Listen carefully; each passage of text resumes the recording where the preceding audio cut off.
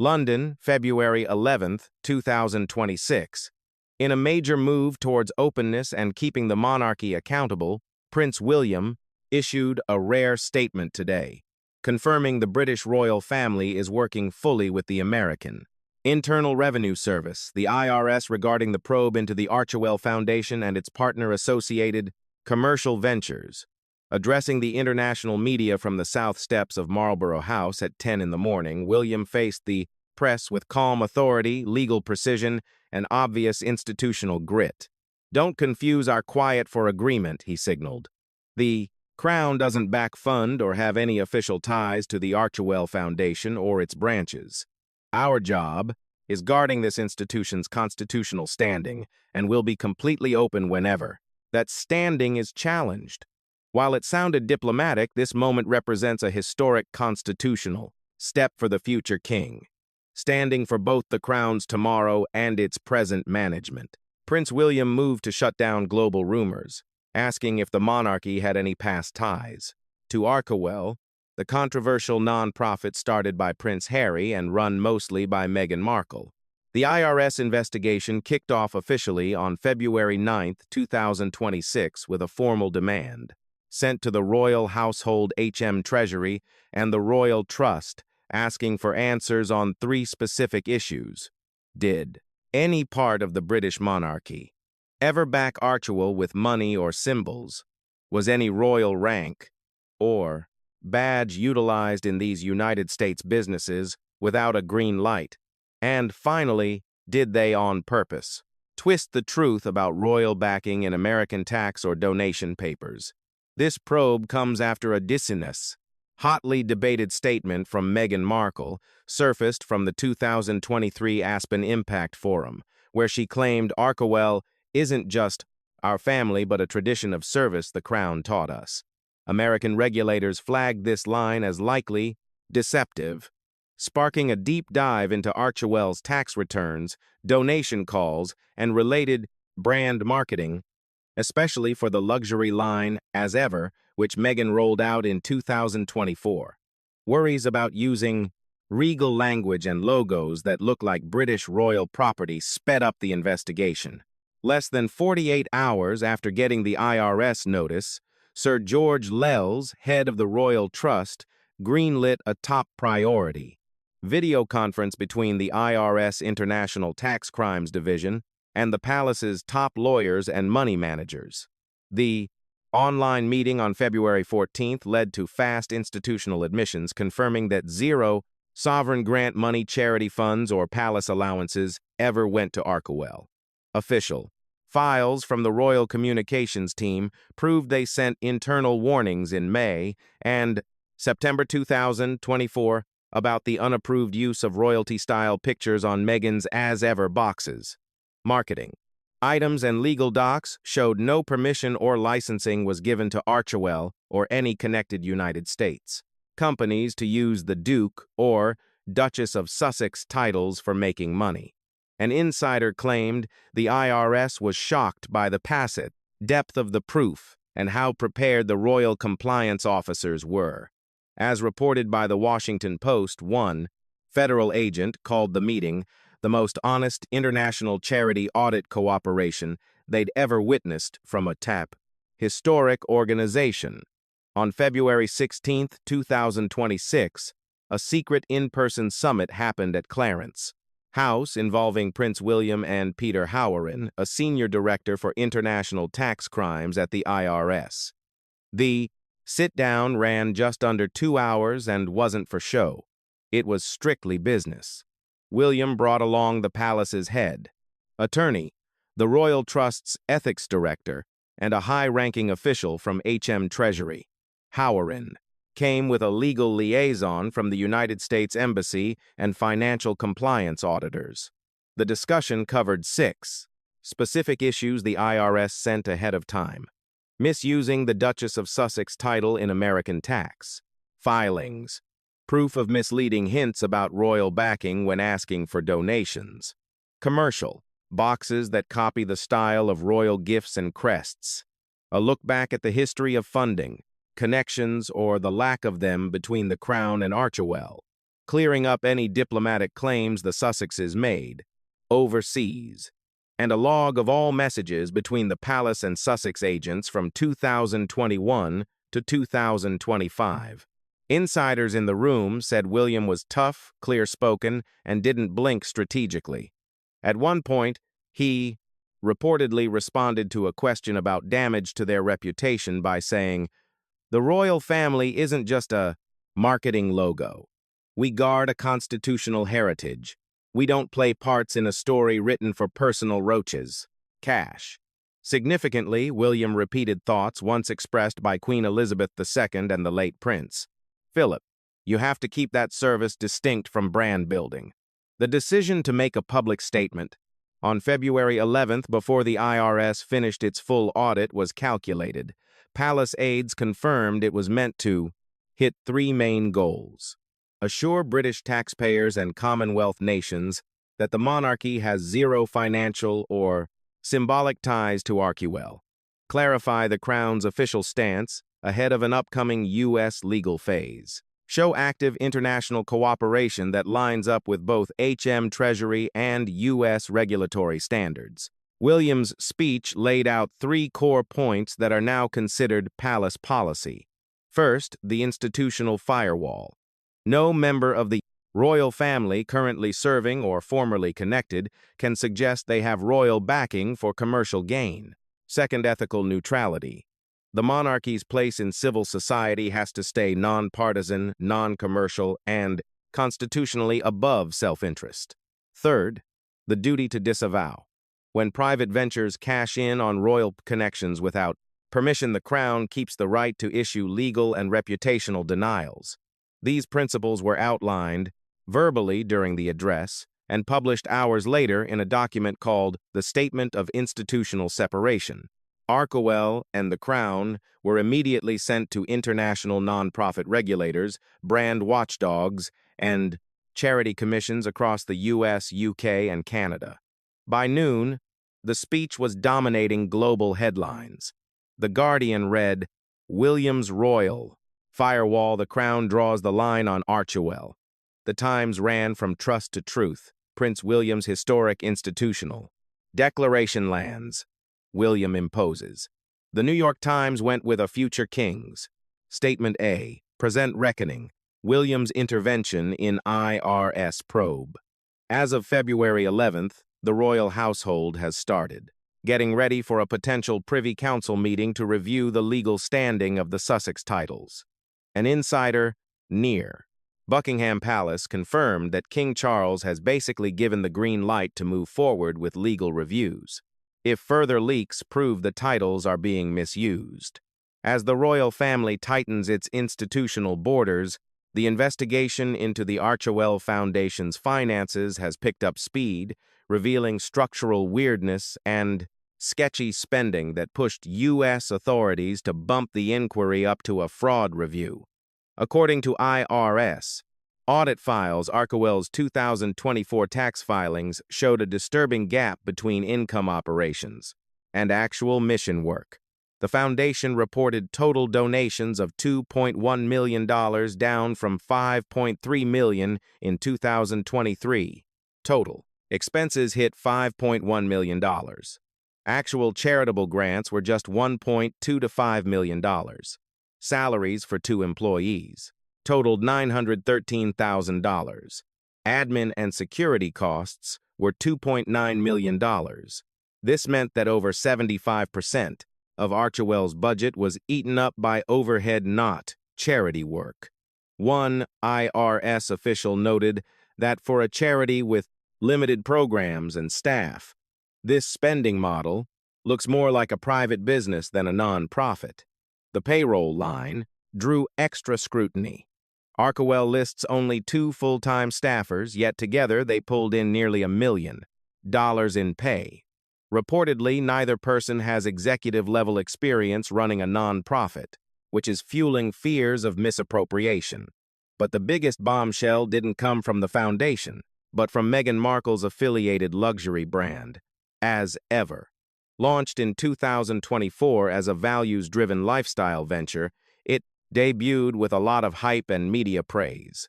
The brand featured fruit preserves, candles, herbal teas, and decorative items, all clearly echoing royal tradition. Packaging included stylized crowns, serif fonts matching royal stationery, and phrases like "by royal ritual" and "inspired by legacy." Critics quickly warned that the design closely ripped off Windsor gift wrap and ceremonial branding. Early press claimed that all products sold out within hours, but a forensic glitch on the brand's website revealed the truth. Inventory levels stayed largely untouched, with over $23 million worth of unsold stock sitting in North American warehouses. Specifically, 137,455 fruit preserve boxes, 200,000 monogrammed candles, 44,000 jars of Windsor orange marmalade, 80,000 floral sprinkle sachets, and 10,000 peppermint tea tins. In one 24-hour period on January 30th and 31st, 2026, the brand sold only 26 units, despite a birthday promotion tied to Meghan. The IRS concluded that Archewell's sudden shift in June 2025 to a fiscal sponsorship model, placing it under another nonprofit's umbrella, was an intentional move to dodge full public financial scrutiny amid plummeting donations and rising media pressure. The timing of the restructure suggests evasion rather than efficiency. An IRS legal memo states, "This pattern is consistent with entities trying to hide operational failures. As ever, floundered commercially, and Archewell set off transparency alarms the British. The monarchy's urgent need to cut ties reached a breaking point." William's statement on February 11th didn't just clarify the palace's stance. It aimed to shield the institution from what U.S. regulators are calling a total breakdown of donor and consumer confidence. After the deep dive findings regarding the Archewell Foundation, and with the as-ever regulatory scrutiny heating up, the U.S. Internal Revenue Service has confirmed major financial discrepancies and is now treating both entities as active fraud targets. At the center of this legal battle are two linked issues: the unauthorized use of royal titles for business and charity leverage, and deliberate brand misrepresentation designed to fool consumers and donors. Right after Prince William's declaration on February 11th, the Royal Trust's legal team sent a formal cease-and-desist order to Evermark Collective, Incorporated, the Delaware-based parent company of Meghan Markle's lifestyle brand. The legal notice listed these violations: packaging and ad copy that mimics the visual style of British royal giftware. It cited unauthorized phrases like Windsor blend by royal ritual and legacy-themed language meant to carry the weight of a royal connection. It noted the use of stylized crown serif fonts found on Buckingham Palace memos and color schemes, specifically royal blue and gold, historically kept for the monarchy. At the same time, the royal household's lawyers issued a reputational disavowal of the Archewell Foundation, filing updated papers with global regulators and U.S. charity registries, stating clearly that no endorsement, official or implied, was ever given to Archewell. No royal title was approved for use in tax filings, fundraising appeals, or branded content. The palace noted that repeated requests to stop this were either ignored or twisted to fit a narrative. The Royal Trust's internal rulebook was quickly updated to lock these positions down. 3 key additions to the updated Royal Branding Compliance Protocol include title usage review. Any use of honorifics, regional titles, or ceremonial ranks after stepping down, specifically regarding fundraising product, sales, or media spots, must now get pre-clearance from the Lord Chamberlain's office. The symbolic affiliation audit. Any mention of the Crown Royal Service, public heritage, or visuals evoking Windsor crests must be fully disclosed before going public. The institutional firewall clause. Any foundation or business hinting that it carries on the royal family's spirit must include a bold disclaimer: not affiliated with the British monarchy or the sovereign grant. These changes are retroactive and apply to all living former working royals. Maybe the most talked about part of the IRS probe is the continued use of the Duchess of Sussex title by Meghan Markle in media kits, online platforms book, covers, podcasts, and merchandise, even after the couple left royal duties in 2020. While Meghan keeps the title as a courtesy granted upon marriage by Queen Elizabeth II, it is no longer approved for business operations. Prince William drove this point home in his public remarks. Titles given by the Crown aren't trade assets. They aren't shields for profit or tools for branding. They are symbolic duties held in public trust. This statement carried both symbolic and legal weight.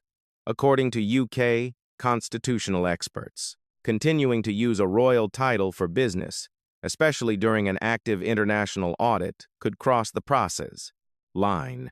From cultural expression to deceptive advertising, the IRS is now demanding records showing Meghan's approval of branded items using the Duchess name contracts where the title might have been used to, close deals, secure book advances or land interviews, and statements to donors or sponsors hinting at an active royal link. A memo from the Royal Household's Brand Protection Unit dated May 2024 warns that using royal titles without the institution's backing could constitute reputational fraud and grounds for a lawsuit under UK trademark law. During the closed-door meeting on February 16th at Clarence House between Prince William and IRS official Peter Howard, the six-point agenda focused heavily on the misuse of symbols, shady fundraising tactics, and Meghan's public statements regarding the royal legacy. Insiders say William personally presented side-by-side visuals of as-ever packaging and official royal Christmas gift boxes from past years, highlighting the copied designs. Archived speech transcripts from Meghan's appearances between 2023 and 2025 showed her using phrases like a continuation of royal tradition and Windsor values. He also included internal warnings sent to Sussex reps starting in late 2021, pressing for the elimination of specific graphics and wording from business deals. At one stage, Howard questioned if the palace viewed these tactics as a danger to their reputation. William didn't mince words. He said, "This isn't a hypothetical scenario. The damage is done. Donors are wary, the public is skeptical, and the global view of what the Crown stands for is shaken. We aren't talking to dodge the bullet. We are working to fix the wound." After the summit, the IRS released an official statement noting the royal family's help and put out a mutual compliance memo with the British Treasury. The wording was polite, but the takeaway was sharp. The probe would focus exclusively on Archewell and Evermark, leaving the Crown totally off the hook. As legal heat increased, the main website quietly went offline on February 18th, blaming technical updates. Big-name stores like Fortnum and Mason Harrods, International and Hudson's Bay verified they were pausing distribution deals. Storage facilities in New Jersey and Ontario reportedly rejected new stock, pointing to unpaid bills and fears over liquidating assets. Forensic data backed by the IRS showed total unsold goods across North America totaling over $23 million. The absolute low point, the Windsor orange marmalade, 44,000 jars sitting in boxes. A promo blitz linked to Meghan's birthday in January 2026 moved just 26 units in a full day. Regulators and royal pundits are now calling it a strategic collapse of credibility. That phrase captures the vibe perfectly in both London and D.C. The Royal Trust is getting ready to ask the Privy Council to review how titles are used. Lawyers are writing up a civil lawsuit against Evermark for misusing symbols and hurting their reputation. Meanwhile, the IRS is working with the Justice Department to see if laws regarding wire fraud or lying about charity work apply to the Archewell situation. With the controversy heating up, Prince William is winning praise for leading in a way that is both forward-thinking and by the book. His approach, drawing a line in the sand rather than hiding behind a curtain, has changed. How the monarchy handles modern crises.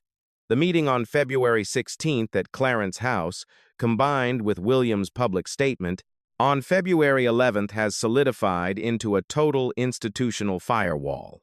For the first time recently, the family has used legal, diplomatic, and public channels to cut ties between its constitutional power and a private individual under investigation. This defense relies on the idea of symbolic neutrality. It is the old rule that the crown cannot be used to boost private bank accounts, politics, or businesses. Since 2020, the Sussex team has pushed that rule to the breaking point. William stepping in changed everything. What started as polite drifting apart has turned into a legally binding rejection. In the days after William spoke up, Meghan's business interests faced a domino effect of disasters. As mentioned, the official website went black, showing just a maintenance notice. Key retail allies in the UK, Canada, and the US put a hold on future product drops.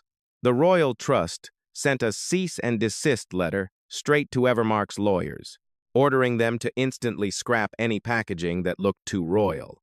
The IRS also sent a formal warning pointing out Archewell's ongoing use of tricky language with donors.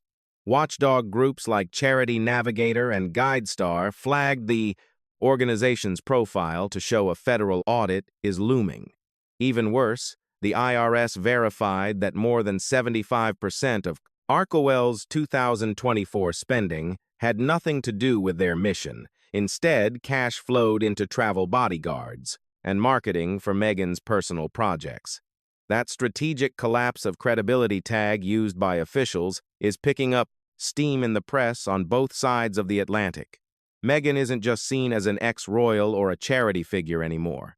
She is looking at possible fines, a destroyed brand, and being totally disowned by the establishment. IRS auditors say the mix of money and symbols between Archewell and the Sussex title isn't just bad management. It is a deliberate strategy to mix royal status with private gain. An internal email from an ex-assistant at Archewell, who is now talking to the feds, backs this up. They described a plan of selective transparency and using post-royal fame to keep donors hooked with fancy wording. Basically, they turned royal verbiage into a sales tactic. William's address made it crystal clear that feelings don't override ethics in this institution. When a journalist asked if he felt bad about the personal impact this might have on his brother, the Prince of Wales offered a brief, sharp answer that went viral. He simply said, "There is zero confusion regarding our responsibilities. There is exploitation." William's address made it undeniably clear that emotions don't belong in professional ethics. When? No. 10. Questioned by a reporter if he regretted the emotional strain this might put on his sibling, the Prince of Wales issued a concise yet biting response that circulated widely. "We have no confusion regarding our role. While narrative, there is just regret that things reached this point. This strategy, a philosophy of quiet strength, is now being praised as the Windsor blueprint for leadership in the modern age. Constitutional experts and royal historians are on the same page. The monarchy didn't throw a tantrum. It didn't freeze up. It simply stood tall, handed over the receipts, and let the truth pull its own weight. A few days after the big meeting, two things started happening. First, a Privy Council review. Backed by William and with the King's full approval on principle, they launched an official inquiry into whether the Sussex titles should remain in use. It is happening right now. Insiders confirm lawyers are drafting a memo to figure out if exploiting those titles for business or charity gigs is enough reason to suspend or strip them entirely.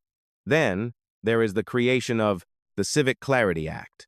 Working alongside the palace's constitutional experts, the Royal Trust is currently polishing up a new rulebook called the Civic Clarity Act. The goal is to police how titles get used, stop people from copying royal symbols, to sell merchandise, and set up clear protocols for publicly cutting ties.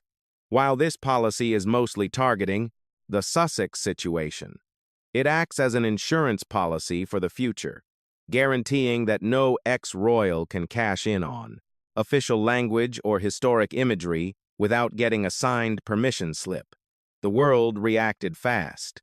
Royal families all over Europe are paying attention, with top officials in Sweden and Denmark privately applauding the UK's way of handling institutional threats. Over in the States, the IRS put out a statement showing genuine gratitude for the palace's honesty, paperwork, and willingness to coordinate. A headline in the Wall Street Journal nailed the new mood. "The crown is not for sale. How William quietly built a royal firewall. That invisible line in the sand is now the law." The family is not just protecting their reputation, they are guarding the very meaning of public service in today's world. As the probe into the Archewell Foundation gets more intense, the shockwaves keep rolling through charity, political, and aristocratic networks. What started as a routine check on some fishy paperwork has blown up into a global debate about the fuzzy boundary between building a personal brand and doing your civic duty.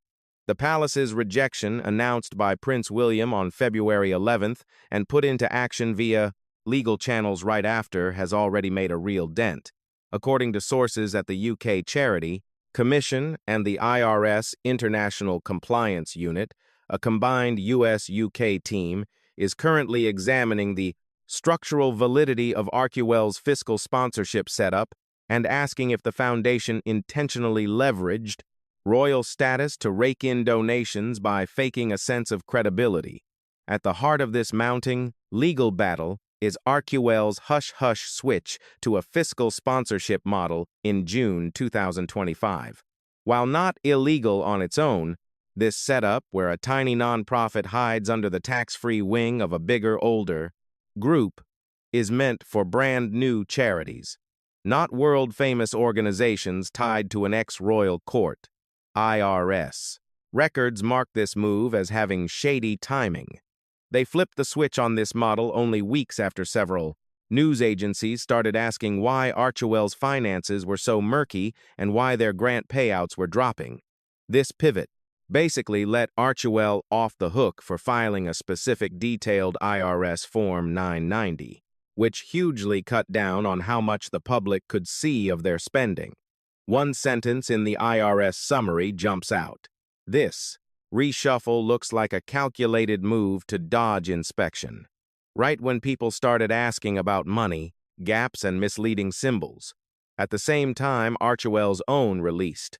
Reports reveal donor confidence is tanking from $13 million raised in 2021 to barely over $2.1 million in 2024. Even with that plunge, administrative costs skyrocketed, while actual charity grants dipped under 25% of closer total spending. Back at the palace top, aides are moving fast. An updated communications rulebook now demands required disclaimers for any outside gigs by non-working royals. It also creates a digital relution database of unauthorized royal terms, keeping tabs on anyone trying to cash in online or in business using words like the Crown Royal Standard and Windsor Legacy. The legal team advising the Privy Council has gotten notes from the royal trust lawyers arguing that keeping the Sussex titles attached to misleading charity work might count as breaking the public's trust by manipulating symbols. As one insider put it, it isn't just that they are using it wrong. It is the calculated non-stop use of crown-linked language to legitimize private hustles. That eats away at the public's belief in what service really means. This comment highlights the palace's biggest worry: if the boundary between serving the people and padding your own wallet is not severely, the monarchy's constitutional standing might start to crumble. As for Meghan Markle, the financial risks are skyrocketing. Leaks from inside several storage warehouses show upwards of $23 million in stale stock for her lifestyle business. Besides the implosion of scheduled, bulk distribution deals, Meghan is staring down possible charges under Title 26 of the U.S. Code for Tax Evasion and Phony Filings. There's also Title 18 wire fraud and deceit, plus violations of California's Nonprofit Integrity Act if they sue. Punishments could mean civil seizure of stolen charity cash and stripping Archewell of its tax-exempt rating, not to mention the public. Release of private emails during lawsuits and getting blacklisted by major retailers and donation databases. The California Attorney General has also dusted off a shelved compliance case from 2023 pointing to fresh proof of lies in state-level documents. On February 20th, the palace is slated to hand a formal request to the Privy Council asking to reassess the Sussex titles. Legal scholars verify that the Crown has the constitutional right to pause or cancel a peerage if holding that rank creates a pause, reputational, legal, or institutional hazard for the monarchy or the country. It's a tricky process, but sources say King Charles has already looked at the draft wording for the removal order and backs the move if legal abuse is verified.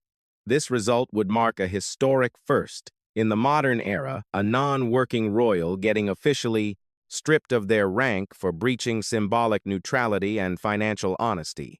As Prince William doubled down, in his speech, the Crown has to stay out of the marketplace.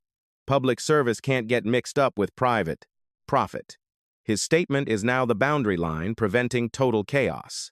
The firewall isn't just a theory. It is being stress-tested and reinforced. With February ending, Prince William's major intervention stands as a constitutional turning point, permanently changing how the throne deals with the press and making money. This separation is now a precedent, not just an idea. The ripple effects are still hitting. 3 key areas: the law, the symbolism, and the institution.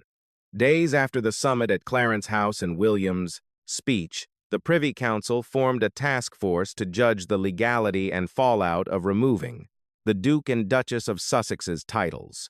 The official accusation focuses on the constant exploitation of their rank for personal wealth and misleading fundraising. Legal counselors are comparing this to the Titles Deprivation Act of 1917. Back then it was for wartime, but now it's a blueprint for safeguarding constitutional ethics during peacetime scandals. Even if they don't invoke that specific law, the core idea that titles must match national service is driving the talks. A top aide to William framed the palace's shifting stance as defensive, not political. They're shielding the organization from losing respect, legal gray areas, and the exploitation of royal heritage. King Charles, while keeping a public buffer from the proceedings, reportedly doesn't oppose the removal if the abuse is proven with evidence. A final decision is expected by March 2026.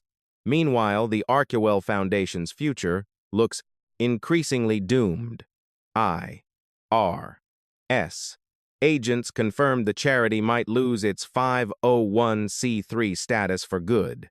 Any cash reported incorrectly, especially on bodyguards' flights or PR, could get hit with 75% civil fraud.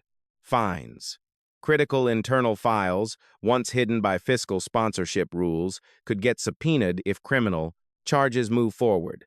Watchdogs like Charity Watch and ProPublica are gearing up for a combined deep dive into Archewell's management failures, using it as a textbook example of celebrity charity work gone wrong. On top of that, Meghan Markle's lifestyle company is facing total liquidation. Retail partners have ripped up their contracts. Writing off that inventory is going to cause massive losses. According to forensic auditors speaking to the financial press, the business is dead in the water. For Prince William, this whole ordeal has been a trial by fire. As the future king, his moves haven't just strengthened the ethical foundation of the monarchy. They've defined what being a royal isn't. The palace's updated declaration on keeping things separate co-signed by William and the Lord Chamberlain, now governs all royal-linked charities and post-royal businesses. Its three main rules are being sent out to Commonwealth nations, embassies, and media licensing boards. No title without duty, no symbol without sanction, no affiliation without fact. In a private comment to the Times, William reportedly said, "The world has to know there's a line. Not every name holds weight. Ours is bound to hold the truth." That transparency is the Crown's best defense. In the final breakdown, this issue wasn't ever about money or titles. It was about defining public service and asking if inherited power can be peddled, shaped, or spun without backlash. Prince William, by coming forward with receipts, discipline, and class, has reset the monarchy's direction. He demonstrated that the crown won't be used as collateral, and that royalty without morals is just a costume. Regarding Meghan Markle, the aftermath may play out in courts and corporate suites. But for the royal family, the chaos forged something much tougher: a legal doctrine, a reputation shield, and a leadership precedent. The House of Windsor has set a boundary. And for the watching world, one message resonates from Marlborough House to D.C. The institution isn't on the market, and no one not. Even a duchess is bigger than the job.